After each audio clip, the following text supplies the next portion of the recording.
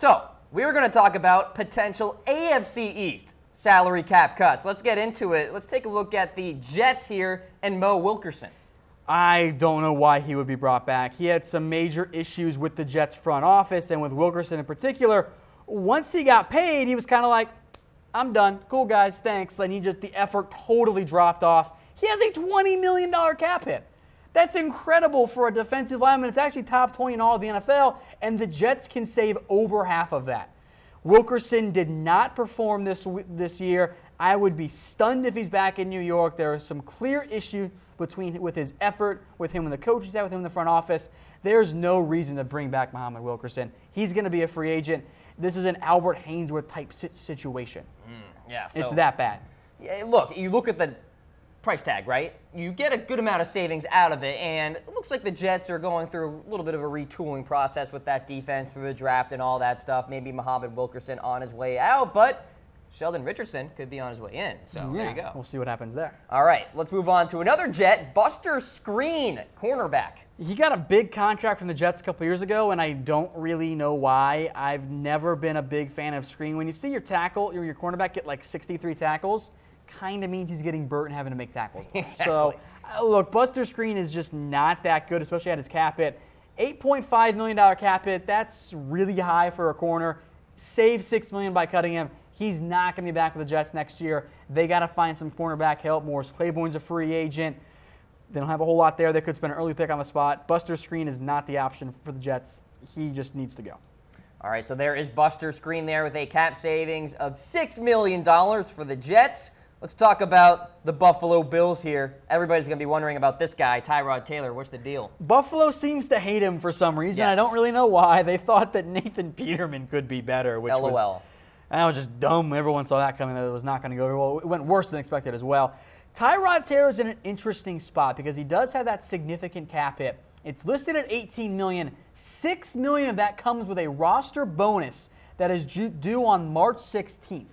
If the Bills don't cut him by then, they're not going to. They'll either trade him or keep him. My guess is you'll see a lot of trade rumors around Tyrod Taylor. They will try to trade him. If they don't, I do think they end up cutting him. Over half can be saved outright. You can save all but $3 million by making him a post-June 1st cut.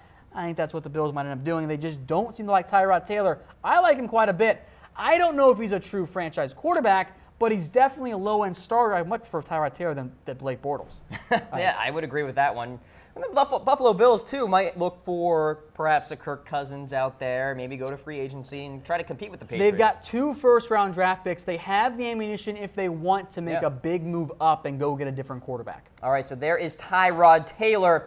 Let's take a look at Martellus, I blame everybody but myself, Bennett for the New England Patriots. Yeah, $6.2 million cap hit for a tight end that didn't do anything this year and also quit on the Packers, and it's never his fault, and just why would you bring him back? Yeah. You could re-sign him at a lower deal, but at $6.2 million, which is one of the top 10 caps hit for the Patriots, and is actually the second highest among tight ends ahead of Dwayne Allen. That's amazing. No, he's not coming back at that cap hit, and frankly, I'm done with Martellus Bennett. Like he has rubbed me and a lot of fans and players and coaches and staff the wrong way. This is a guy that it's never his fault. Everywhere he goes, he runs into issues. I wonder why. Of course, except New England, because no one has issues in New England. Bill Belichick just drills you the right way until you be quiet. You know, he might actually retire, Tom. If he gets a ring, he well, might be... that he was going to retire from the Packers until he said that they didn't believe he was hurt, and the Packers said it's just a gigantic mess. That was just such a disaster. Bennett said he was hurt. The Packers said, no, you're not. Okay, we're going to cut you.